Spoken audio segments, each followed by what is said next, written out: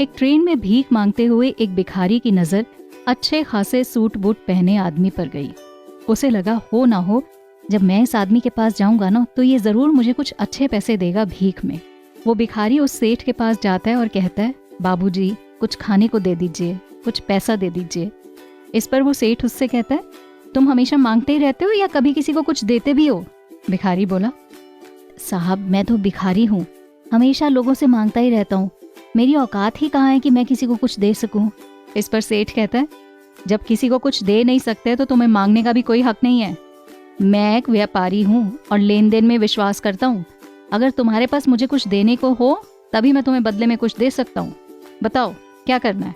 अगले ही पल वो स्टेशन आ गया जहाँ पर उस सेठ को उतरना था और वो ट्रेन से उतरा और चला गया। इधर भिखारी सेठ की कही हुई बात के बारे में सोचने लगा। कहीं ना कहीं उसके दिल में उसकी बात लग गई थी। वो सोचने लगा कि शायद मुझे भीख में इसलिए ज्यादा पैसा नहीं मिलता क्योंकि मैं इसके बदले में किसी को कुछ देता नहीं हूँ, लेकिन मैं तो भिखारी हूँ, किसी को क्या दूं समझ ही नहीं आ रहा।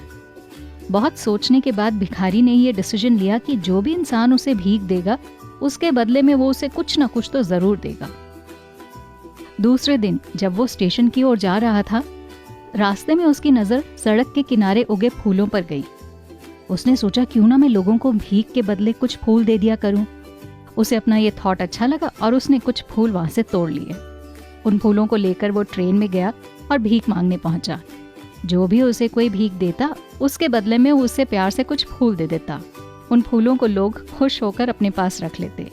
अब तो भिखारी का रूटीन ही हो गया था, रोज स्टेशन की तरफ जाना और रास्ते में से फूल तोड़कर अपने एक थैले में रखना, और जब भी लोग उसे भीख देते थे बदले में वो उन्हें फूल देता था। कुछ दिनों में उसने महसूस किया कि अब उसे ज्यादा लोग भीख देने लगे हैं। अचानक एक दिन जब वो ट्रेन में भीख मांग रहा था तो उसकी नजर फिर से उसी सेठ पर पड़ी जिनकी वजह से उसे भीख के बदले फूल देने की प्रेरणा मिली थी।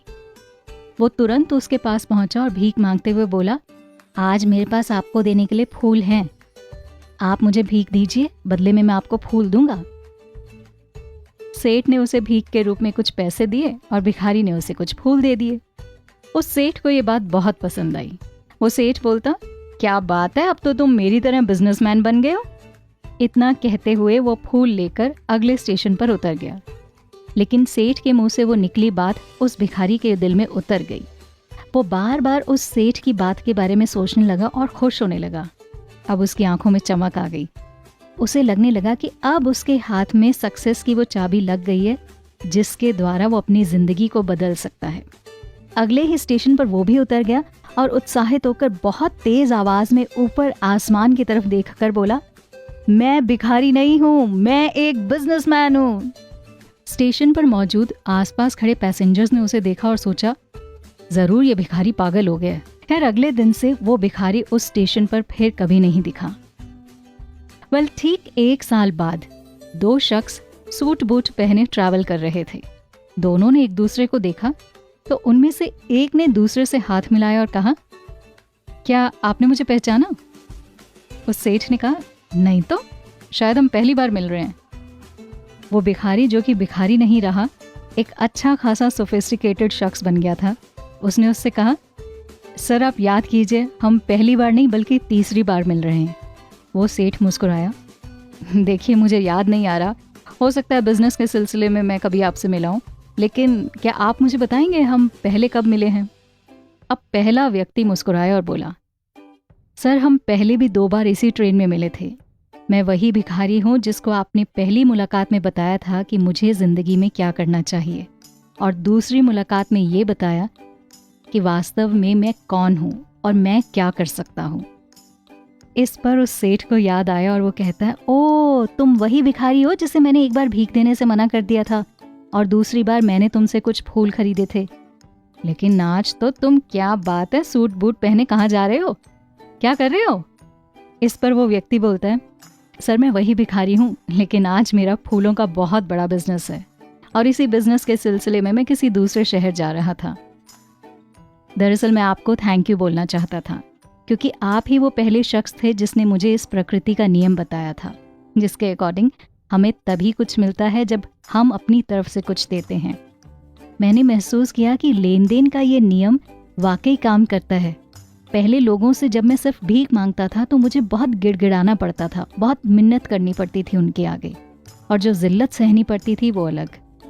आपकी वो बात सुनने के बाद जब मैंने भीख के बदले उन्हें फूल देने शुरू किए तो मुझे ज़्यादा पैसे मिलने लगे।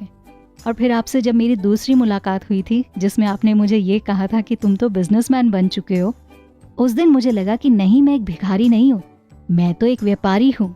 भले ही मैं छोटा व्यापारी हूँ लेकिन मैं हूँ तो सही। बस उसी दिन के बाद से मैंने जो फूल बांट बांट कर जो पैसे इकट्ठे किए थे उनसे बहुत सारे फूल खरीदे और सड़क के किनारे ही एक छोटे से खोखे में फूलों की दुकान खोल ली। और आज मेरा बिजनेस इस शहर के कोने कोने में फैला हुआ है। ये कहानी सुनने के बाद आपको लगा ना कि वो जो लॉ ऑफ अट्रैक्शन जिसके बारे में हम बातें करते हैं उससे जुड़े ना जाने कितनी ढेर सारे किस्से कहानियां सुनते रहते हैं। अगर हम प्रैक्टिकली डेडिकेशन के साथ अगर हम इसे अपनी ज़िंदगी में अपना लें तो हर इंसान अपनी ज़िंदगी में जिस चीज़ को डिज़ायर करता है, जिस चीज़ के बारे में सोचता रहता है, आई थिंक वो पा ही लेगा, है ना। कैसी लगी ये कहानी मुझे कमेंट सेक्शन में आपने लिख कर